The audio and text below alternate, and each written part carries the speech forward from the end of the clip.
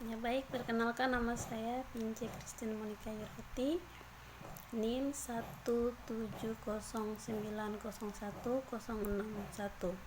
Di sini saya akan menjawab beberapa poin yang diberikan oleh dokter. Poin yang pertama, apa itu kesiagaan darurat penanggulangan zoonosis dan siapa yang menyusun pedoman kesiagaan darurat?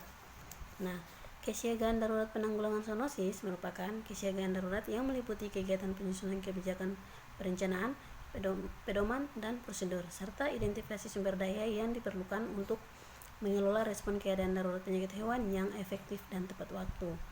Nah, pengendalian dan penanggulangan zoonosis merupakan serangkaian upaya yang meliputi penetapan zoonosis, manajemen risiko, kesiagaan darurat, pemberantasan zoonosis, dan partisipasi masyarakat dengan memperhatikan kesehatan hewan dan lingkungannya. Dan siapa yang menyusun pedoman kesiagaan darurat itu? Nah, pedoman kesiagaan darurat itu disusun oleh menteri yang menyelenggarakan urusan pemerintahan di bidang kesehatan, konservasi sumber daya alam hayati, kelautan, dan perikanan, serta institut yang terkait. Nah, poin yang kedua, pada kesiagaan darurat, siapa yang dimaksud dengan disosialisasikan dan disimulasikan? Nah, disosialisasikan adalah menyampaikan informasi atau memberitahukan kepada masyarakat bagaimana tindakan respon cepat ketika terjadi wabah. Nah, disimulasikan adalah menguji cobakan tindakan respon cepat apabila terjadi wabah yang harus dilakukan oleh setiap pemangku kepentingan sesuai dengan peran dan kewenangannya masing-masing. Poin yang ketiga, mengapa pedoman kesiagaan darurat perlu dievaluasi? Nah, pernyataan ini, pedoman itu perlu dilakukan evaluasi untuk memastikan efektivitas dan dipahaminya pedoman kesiagaan darurat itu. Poin yang keempat, pernyataan dan pengumuman wabah zoonosis dilakukan oleh siapa? Nah, dilakukan oleh pernyataan wabah zoonosis ini harus diumumkan oleh menteri, gubernur, dan bupati atau wali kota sesuai dengan kewenangannya kepada masyarakat di daerahnya masing-masing. Nah, poin yang kelima, pemberantasan wabah zoonosis dilakukan oleh otoritas veteriner di kementerian, provinsi, dan kabupaten atau kota sesuai dengan kewenangannya. Nah, siapa pihak otoritas veteriner?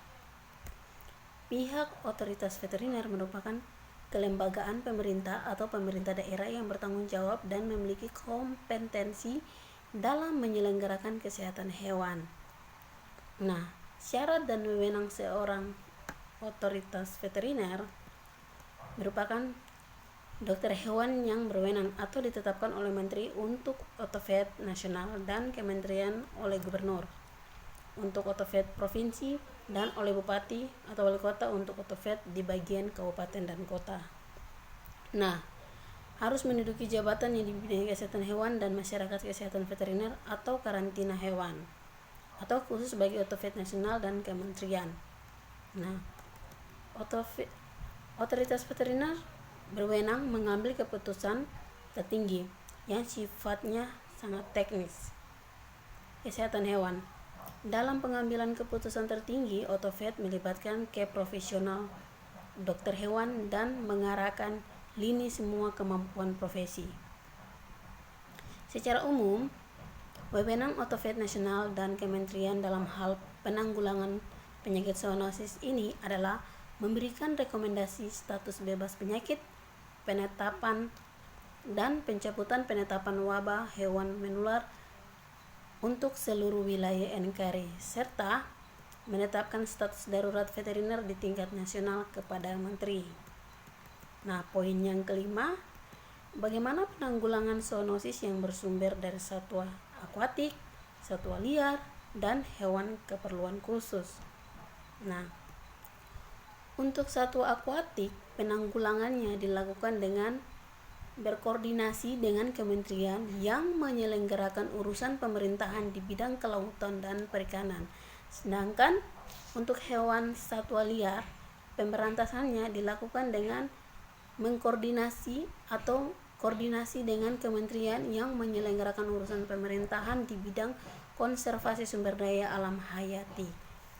Nah, Sedangkan yang dimaksud dengan hewan keperluan khusus adalah hewan yang dilatih secara khusus agar dapat dimanfaatkan untuk kepentingan pelaksanaan tugas dan fungsi. Nah, pemberantasannya dilakukan dengan koordinasi oleh Panglima Tentara Nasional, Kepala Kepolisian Negara Republik Indonesia, atau menteri yang menyelenggarakan urusan pemerintahan di bidang kepebeanan. Nah, poin yang ketujuh, contoh-contoh konkret bentuk partisipasi masyarakat dalam menanggulangi wabah zoonosis. Nah, contohnya setiap masyarakat yang memiliki hewan atau memelihara hewan wajib untuk menjaga dan memelihara kesehatan hewannya dan menjaga pula kebersihan dan lingkungan tempat mereka bertinggal.